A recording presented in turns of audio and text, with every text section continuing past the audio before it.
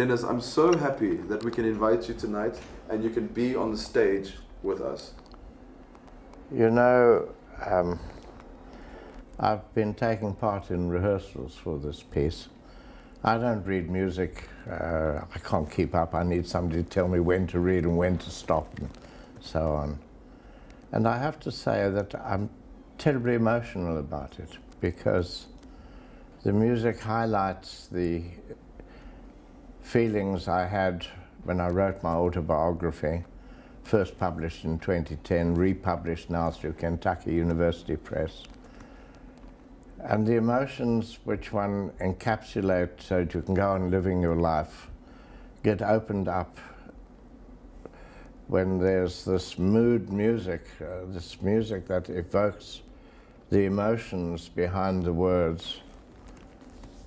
And I'm immensely grateful to you, Gareth, and to Matthijs and Stellenbosch International Chamber Music Festival for arranging this, because I've got a story to tell of a life spent knowing that prejudice is wrong, racial prejudice, religious intolerance, and having been through the mill, so to speak, and having survived it, of imprisonment, of having faced the death penalty and luckily come away with life sentences instead. I travel the world telling this story to encourage people to think about where we've come from and to realize that people are people and need to be cherished as people. It's enriched my life and I want to enrich other people's lives. And to tell it to music with a chamber music group of so many different nationalities drawn together by this story. And after our first rehearsal, seeing the response of the musicians whom I've never met before, moved by the story, and I hear it in the music as they play it. I'm an engineer. I didn't know much about music. Didn't have music in our home till I was 12 or 13 years old. And somebody brought an old 78 record of Aaron Copland's El Salon Mexico. And here was people's music turned into something symphonic. And I realized the power of music to transmit emotion. And so to be here, I feel tremendously honored by the invitation. And to be able to tell the story to another audience in the town of Stellenbosch, which was in its day at the heart of apartheid and apartheid ideology and thought and of racial exclusivity. Until J.G. Strydom, every Prime Minister of the Union of South Africa had come from Stellenbosch University. That's how important Stellenbosch was. And for Stellenbosch University to invite me, of my history, in the ANC, in Umkhonto we Sizwe, in the armed struggle, literally hated by many South Africans, loved by many millions more. To come to Stellenbosch to tell the story is for me terribly moving and important. Important for me personally, more important for Stellenbosch and Stellenbosch University as a symbol of how far Stellenbosch has moved in recognizing that we can never go back to the past. The only way is forward. And we say, forward ever, backwards never. And so I'm very happy to be here, and I have to thank you all. So we're here today for the concert this evening, which will include a piece that I wrote for the festival, in which I collaborated with freedom fighter Denis Goldberg. Yeah, no, I'm looking forward to how it'll go tonight. I think, judging by the feeling in the room during the rehearsals and stuff, I think there's, at the risk of, even if I say so myself, like, I think there's going to be some quite special things happening tonight. I think it's very special that we actually have him here to talk about the piece or to narrate it himself. It's not often that one actually has the, in inverted commas, the subject matter of the piece actually being in the room discussing it, and also willing to put himself through that and open himself up again and revisit some very dark moments in his life. The piece is very eclectic. I think there are, I use a lot of different sound worlds. There are a couple of things that are happening. I don't know how subtly or not subtly it's happening in the piece. One of the tricks that I've used, so to speak, is that the beginning and the end of the piece is actually pretty tonal and very much sort of a tip of the hat to sort of Hollywood kind of soundtrack. And the middle of the piece, specifically sort of his prison years and all that, is a lot more sort of 20th century, 21st century classical, Western classical music and free jazz and combination of parodies of bad metal at one point. The Rivonia Trial is a parody of a bad metal song or bad stadium rock song. I also incorporate elements of electronic dance music in it, and I think part of why I decided to do that, firstly, the whole beginning and the end thing of having it a little more tonal. There's that old joke about, people listen to the beginning and the end and they don't really pay attention to what happens in the middle. But at the same time, it is a musical language that I've been working with quite a bit at the moment, with the film work that I've been doing. But then the middle section is also because that is a language that I'm comfortable writing in, and a musical language that I'm comfortable writing in. But part of the reason why I chose for it to be so eclectic is the story also takes place over decades. And a lot happens in that time. And I think it would be kind of boring to just sort of sit in the same sound world over and over for 30-something minutes. I use various techniques as an effect, in as much as an example, during the time he talks about being at Beverly Hills, the gallows in Pretoria, I use a lot of sort of minor thirds, which and just those two repeating notes over and over to signal some kind of imprisonment, or just that the tune never opens up, or it does every now and then, but it just of confinement.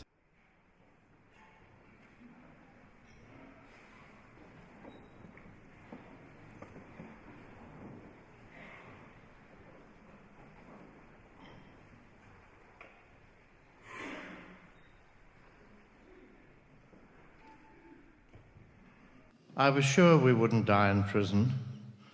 I thought apartheid was living on borrowed time. When we started our armed struggle, our manifesto said that we will eventually take power, but better to negotiate a political solution to the issue of equal rights for all. When you're ready to negotiate, we'll also be ready. From then until talks started took nearly 30 years.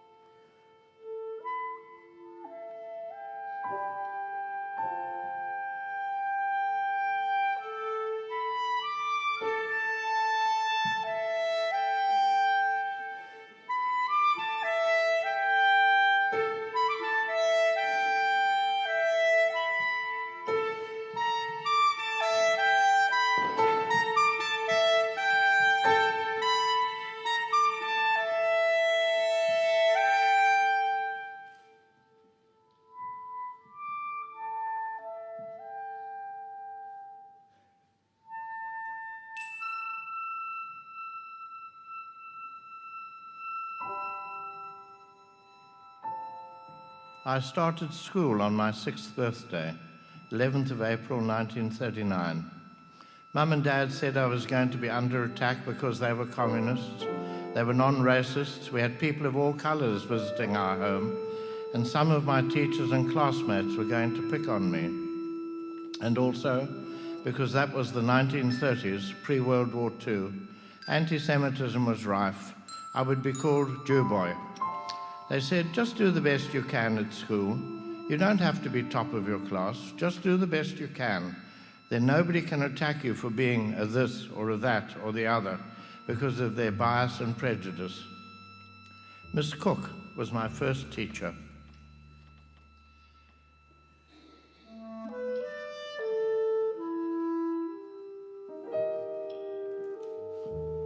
She was young and beautiful.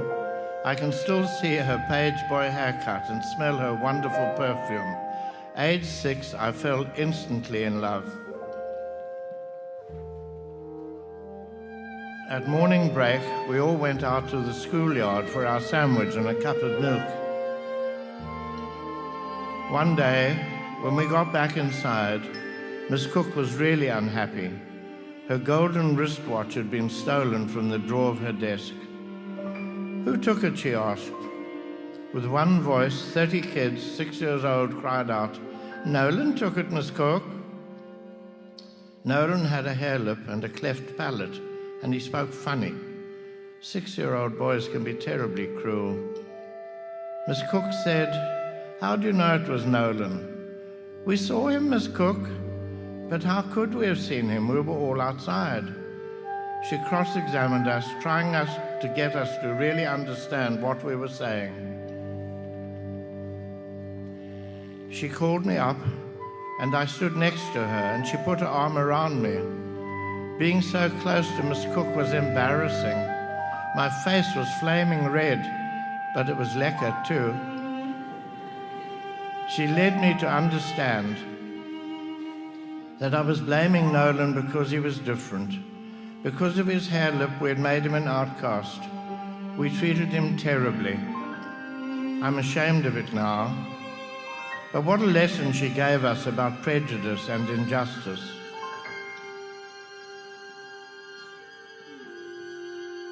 My dear Miss Cook, I loved you so.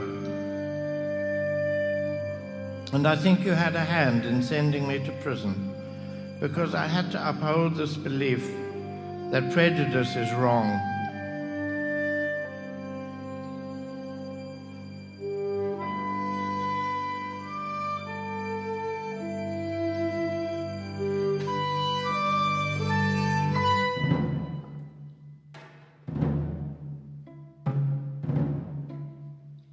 On May 8, 1963, the 90-Day Detention Act, detention without trial, was to come into effect. Its purpose was to extract information for the security police about the armed struggle. We said it was a license to torture. My comrades in Cape Town were insistent that I would be among the first arrested. Not that the police knew I was involved in Umkhonto we Sizwe, but when it came to loudspeaker systems and printing and preparing pamphlets and posters and silk screening, I was the guy my comrades called Mr. Technico, the one who taught everybody else. They said, you're going to get at least 10 years, Dennis. Better leave, go overseas, get trained, come back with a new personality, new documentation. Some comrades even had the cheek to suggest plastic surgery to make me handsome. But you don't just leave, you have to be disciplined and so report to the next higher level of your organization, which was our high command in Johannesburg. There I met our top leaders who asked me to stay to prepare the weapons for a major uprising, Operation Maibuya.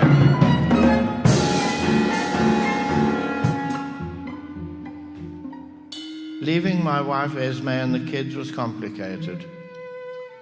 Daughter Hilary was 8 years old and David was 6. Hilly woke up when I embraced her to say goodbye. David was half awake, but he didn't know what was going on. I just disappeared out of their lives. I didn't know what would happen. I couldn't tell Esme where I was going, who I was going with, how I was going, because I had to protect her and me and all of us. I simply said I was going overseas. I would send for her when I could. I didn't really hold Esme and the kids in my arms again until David was 28 and Hilly was 30 years old. I was unavoidably detained for 22 years.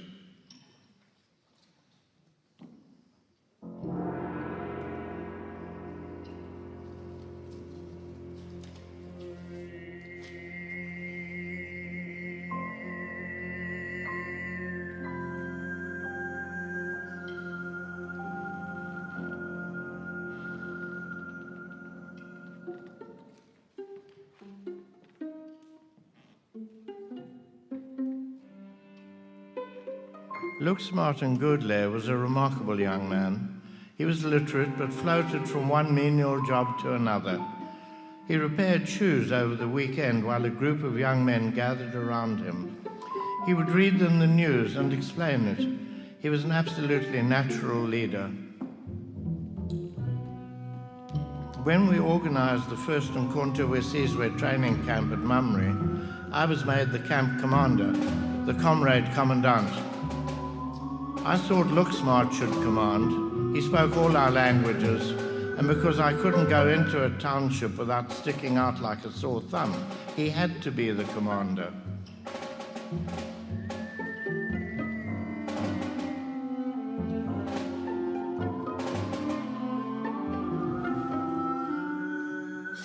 He had an absolute natural authority.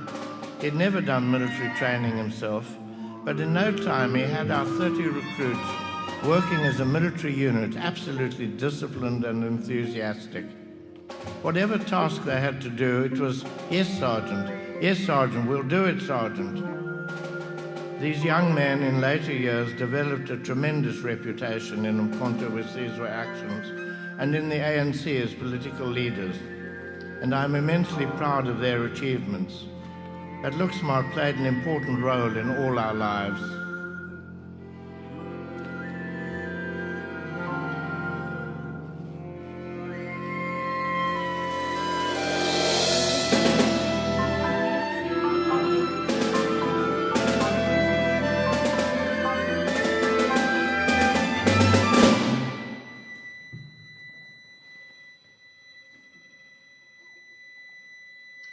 Luxmart was the first to be tortured to death during 90-day interrogation in 1963. My interrogators threatened me with the same end unless I gave them information. Because they wanted me unmarked on trial, together with Nelson Mandela, Walter Sisulu and others, my torture was not physical but psychological, with a constant threat of death throughout 3 months of interrogation.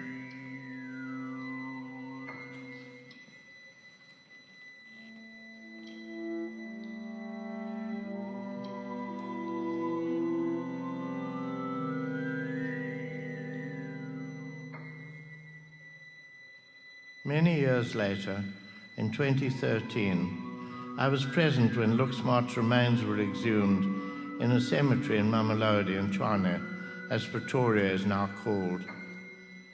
International experts in identifying human remains were there. DNA tests were done, and some 4 months later, Luxmart's remains were handed over to his family in a beautiful coffin at a simple but moving ceremony.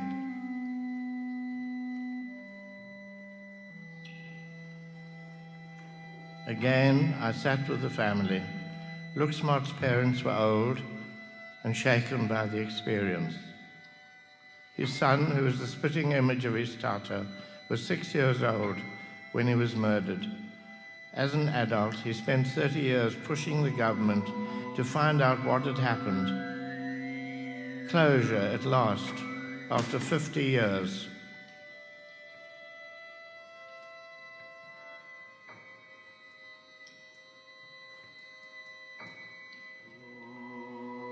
Freedom costs, you know.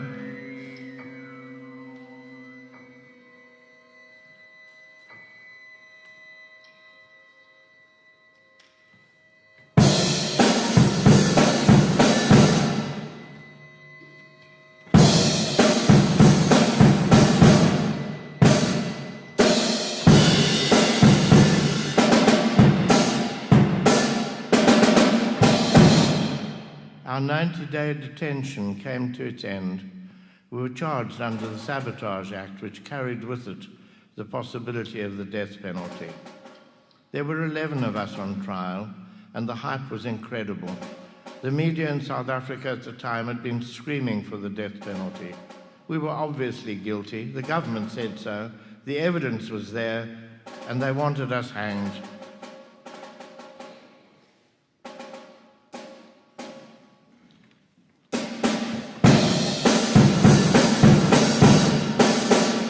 The state's case against us was very strong.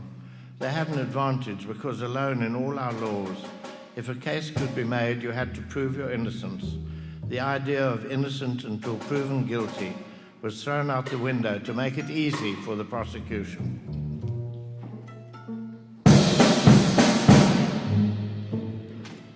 Lots of documents were captured, including some of mine about weapons manufacture, notes from Nelson Mandela about his political and military studies, and diary entries about people he had met. There were also organizational things kept by Governor Mbeki and Walter Sisulu. This was reinforced by a large number of our comrades who had been broken under 90 days detention and who were brought to give oral evidence against us.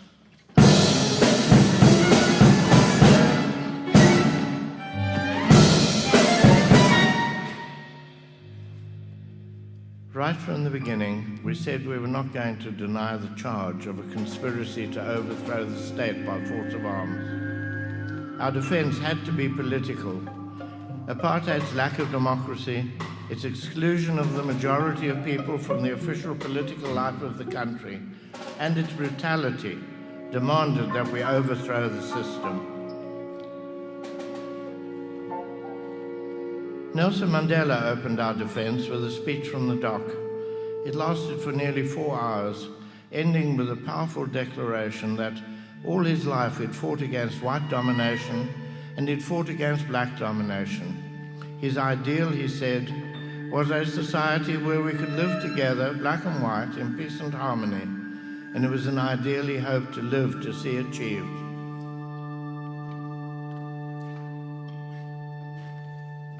And then the famous words, "But my Lord, if it needs be, it is an ideal for which I am prepared to die." What I remember is the silence left hanging at the end of this challenge. It wasn't shouted, it was just said with tremendous conviction and determination.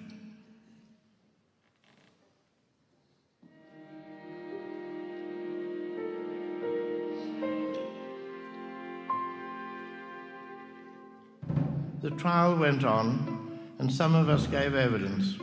Walter Sisulu was an intellectual giant in our liberation movement, led by the African National Congress, and Dr. Utah, the only prosecutor with a doctorate in the law, thought he was superior. Walter turned him inside out intellectually, a real tour de force of calm explanation and utter conviction against the facile remarks of a ratist.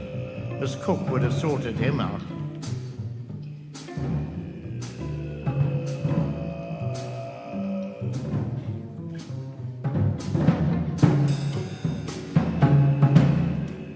I gave evidence, not that I could really talk myself free, though there was a tiny little loophole. More important was that I could explain why I'd been involved. As a privileged white, I would be responsible for that system unless I acted against the regime that made me, a first-generation South African, so privileged.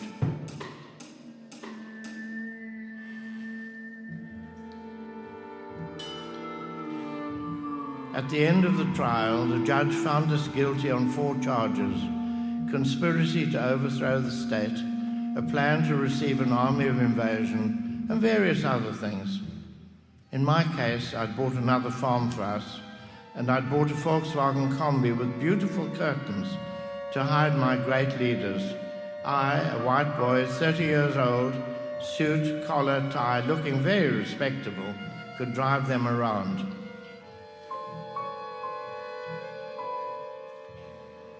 The next day, the judge came in to read the verdict. There were pleas in mitigation which seemed to make the judge angry. Finally, the judge, very quietly, from a tiny slip of paper, said, "In a case tantamount to high treason, the appropriate sentence is the ultimate sentence, death."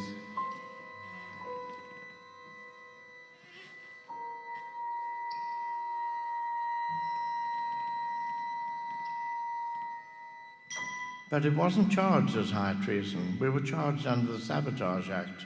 Therefore, he could allow some leniency, but the only leniency in accordance with his duty to uphold law and order was life on all counts. I was 31 years old, and I was going to die in prison 4 times over.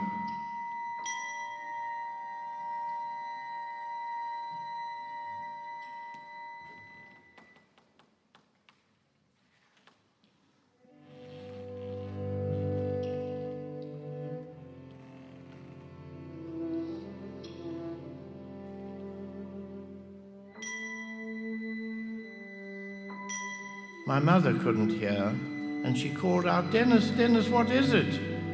And I said, "It's life, and life's wonderful." The cost in life, in suffering, in tragedy was appalling, but we were convinced we would survive. It was sad for me that Bram Fischer, our leading defense counsel, who said that he felt safe from arrest whilst he was leading the defense team in the Rivonia trial, was arrested 3 weeks afterwards. He eventually jumped bail and was rearrested after 9 months of underground activity, was sentenced to life imprisonment, and there my defense advocate joined me in prison. He died of cancer, still a prisoner. I think the medical care was inadequate. I nursed him. He was so frail by the end. I could pick him up and put him on a toilet, and pick him up and put him back in bed.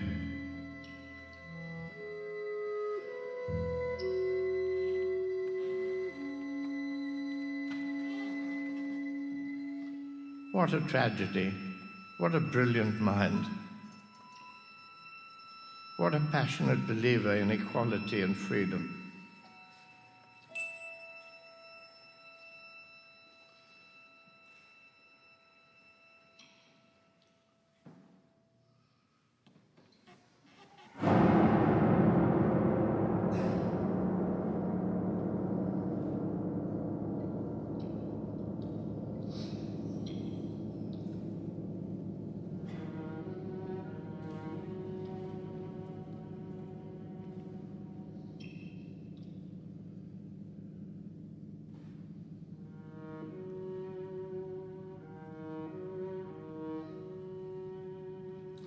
We were taken to the hanging prison in Pretoria. Because the security of our prison was being upgraded, they had to move us all out. They took us to the prison, known by the ordinary prisoners as Beverly Hills. This was really gallows humor. Our section of that prison, where we were kept totally alone, seeing no other prisoners, was very near the gallows.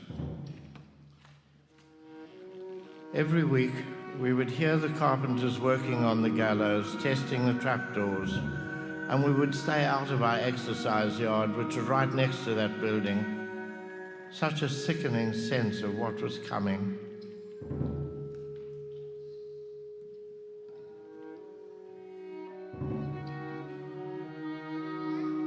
And that evening, prisoners would start singing to comfort those who were going to be hanged, always on Thursday morning. They would sing hymns, and they would start and break off and start again until some 3,000 prisoners were singing together.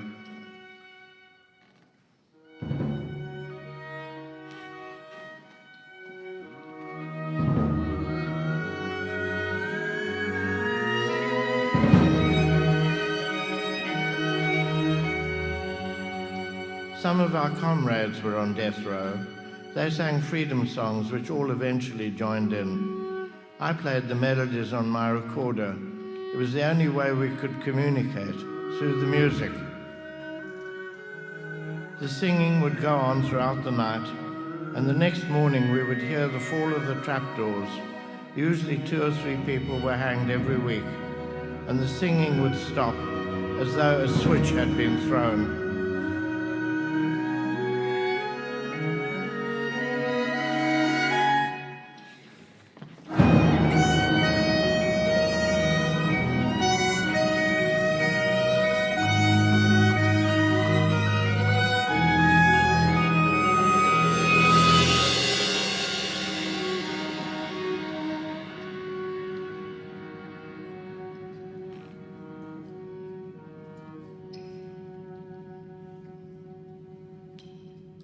It was very stressful week after week, knowing people were going to die. And there was an occasion where obviously an African woman was being hanged.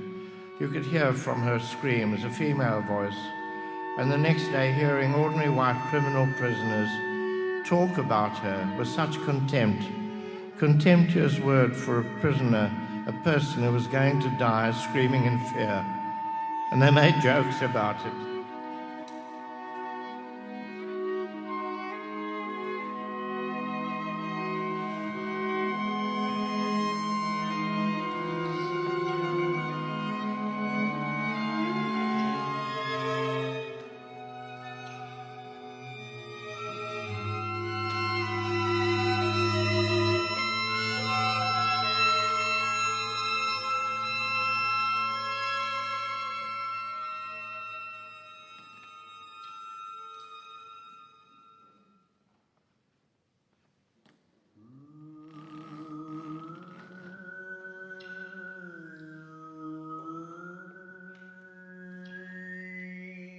A couple of years ago, I was taken on a visit to that prison, and for the first time I saw the gallows room. It's now used, ironically, for dead files.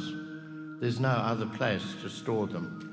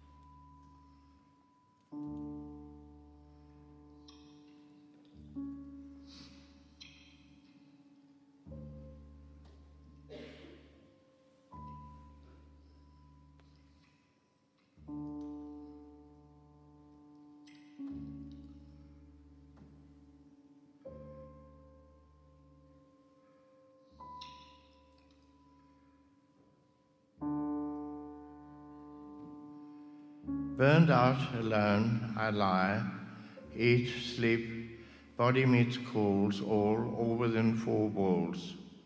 Months, years pass slowly when days seem long, always the same, nothing done, nothing achieved, thoughts focused only on oneself behind the walls.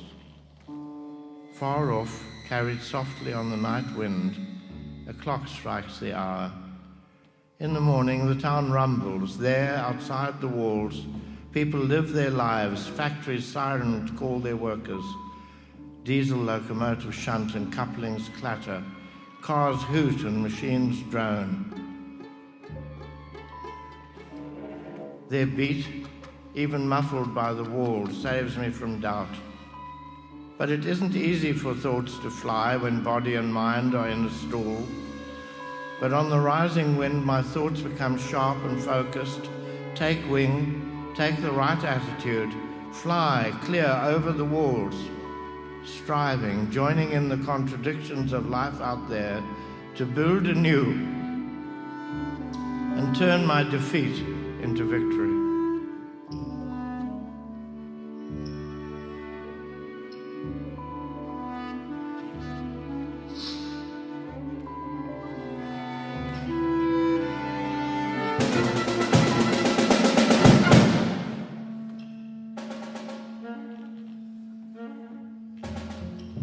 Chris Harney was a young man from Stellenbosch who had studied at Fort Hare and had been sent down for his political intransigence. He came back to Cape Town after the ANC had been declared illegal and revitalized an organization called the Youth League. He really was a dynamic leader, and then he went abroad to flee a sentence for continuing the work of the illegal ANC. He became a soldier, a great commander, was interned in Botswana, and was eventually released and continued in his role. And once our people could come home, when the negotiation phase started, he was out buying a newspaper one Sunday morning in 1993, and was assassinated in a drive-by shooting.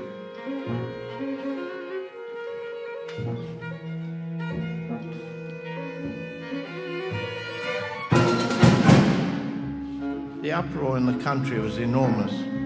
He was tremendously popular, and his murder threatened an outbreak of indiscriminate, uncontrolled violence against whites. Nelson Mandela went on television to call for calm.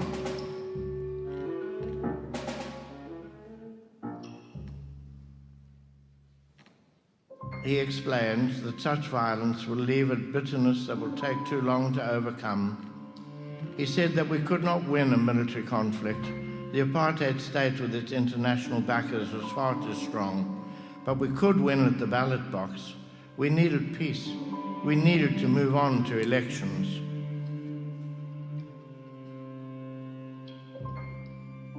And I have to say that President de Klerk, the last apartheid president, responded. He was compelled by this assassination and the wave of anger to set the date for the first free elections in April 1994.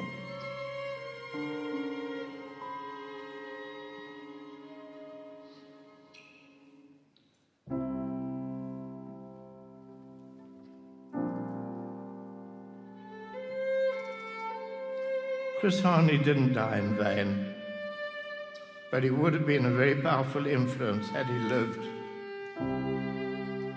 We might have had a different outcome because he has the strength of personality that people listen to him. He called me his first commander, and I felt tremendously honored that he felt that way about me.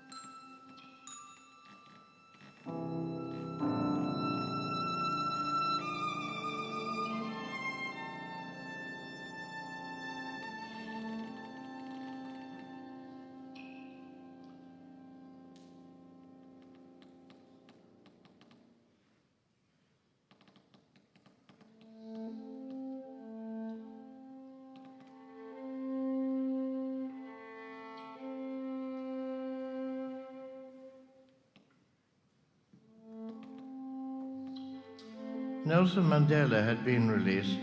He wasn't yet president, and he was having a Meet the Press day on Robben Island.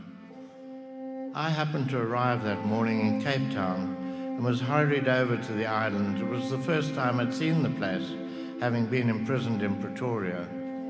As I got off the ferry, a young man with dreadlocks, James Mange, came over to me and said, "Are you Comrade Goldberg?" And I said, "Yes." He said, "You're the comrade who played the penny whistle for us when we were on death row." And he said it gave him such hope and courage that I could communicate with them in this way. It touched me deeply.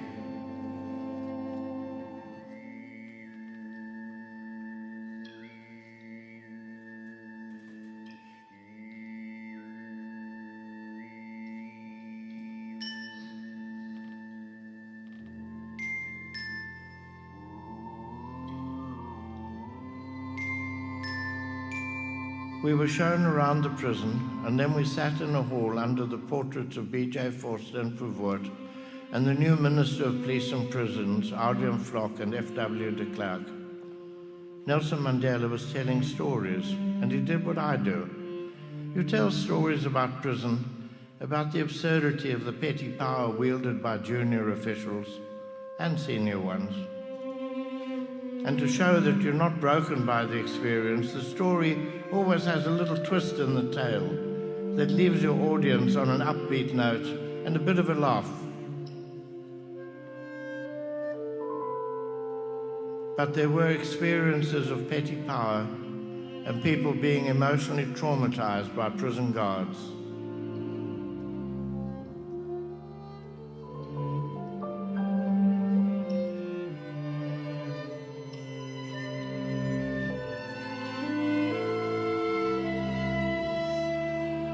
We were asked to go for a walk in the limestone quarry where Nelson and all my other comrades had to work. And we were walking in a line, and I said, "Nell, sometimes when you tell your stories, you have to express anger. People were badly hurt. They don't have the opportunity to appear before the media and appear heroic.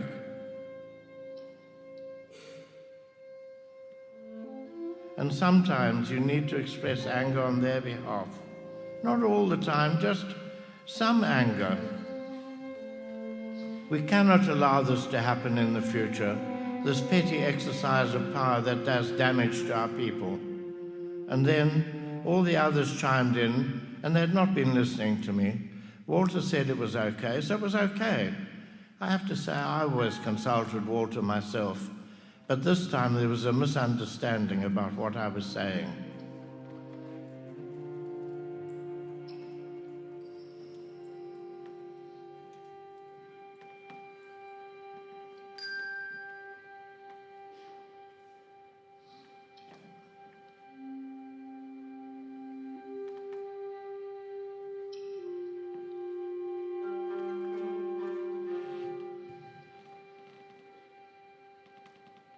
And then Nelson, a few months later, was sworn in as president. And he had this gift of finding the right words. "Remember, this is an ideal for which I am prepared to die. How more dramatic can you be?"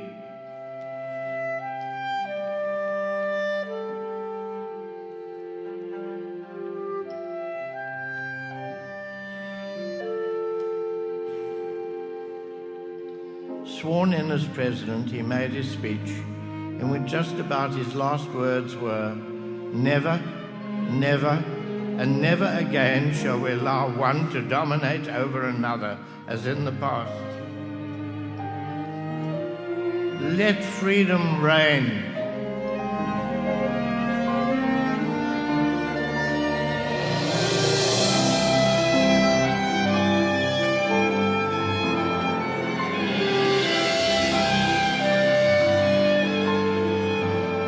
I felt vindicated. We cannot allow people to dominate over others through their prejudice, and our freedom has to ensure that it does not happen. I don't know if Nelson listened to me, but it was in keeping with the whole trend from roughly 1943, the African Claims document which called for equal rights in South Africa for all our people. And there he was in 1994 still proclaiming this, absolutely convinced that it's the right thing. And there lies my hope for the future, such certainty about what's morally right.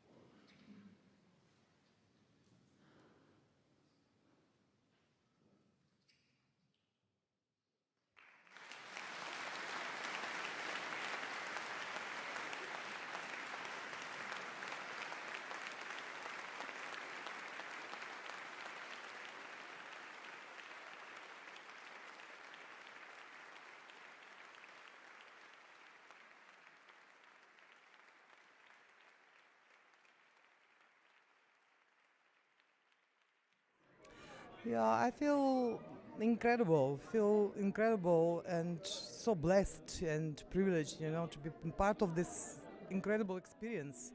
Unbelievable energy of incredible human being, what we met. What a story, what a life. And he relived it on the stage, and it was amazing for whole musicians. We had so much intensity and electricity going on the stage during the performance. So it was, I feel totally drained, and I need the time to process everything. And incredible music, incredible story, incredible man. What can I say? Thank you. Well, that was a very, very exciting project to be part of. I'm extremely privileged to be part of that project. Working with Denis is special for many reasons, because if it wasn't for people like him, I wouldn't be able to be on that stage tonight.